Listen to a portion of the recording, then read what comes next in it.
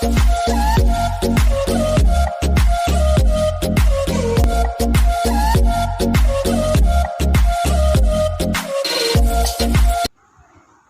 Friends, welcome to ராசி tips. இன்னும் நம்ம சேனலை சப்ஸ்கிரைப் பண்ண வந்தீங்கன்னா சப்ஸ்கிரைப் பண்ணிட்டு பக்கத்தில் இருக்க பெல் ஐக்கானை கிளிக் பண்ணிடுங்க. இன்றைக்கி நம்ம சேனலில் பார்க்குற வீடியோ என்னென்னு பார்த்தீங்கன்னா, தினம் நம்ம முகத்தை பார்த்து ரசிக்கக்கூடிய கண்ணாடியில் இருக்கிற பிசுபிசுப்பு தன்மையை எப்படி போக்குறதுன்னு தான். அதுவும் வீட்டில் குட்டீஸ்லாம் இருந்தாங்கன்னா கண்ணாடியில் எண்ணெய் கையெல்லாம் வச்சுட்டாங்கன்னா ரொம்ப பிசுபிசுன்னு ஆயிடும். இதுக்காக நம்ம மிரர் க்ளீன் பண்ணுற ஸ்ப்ரேலாம் இருக்கணும்னு அவசியம் இல்லை. வீட்டில் இருக்கிற ஒரே ஒரு பொருள் போதும். அது நம்ம ரெகுலர் யூஸ்க்காக யூஸ் பண்ணுற பவுடர் எடுத்துக்கோங்க.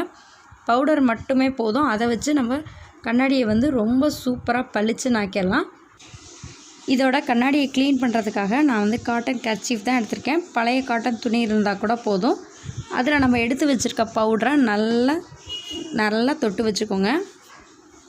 இப்போ கண்ணாடியில் எந்தெந்த இடத்துலலாம் பிசுபிசுப்பு அதிகமாக இருக்கோ அந்த இடத்துல பவுடரை நல்லாவே அப்ளை பண்ணிடுங்க.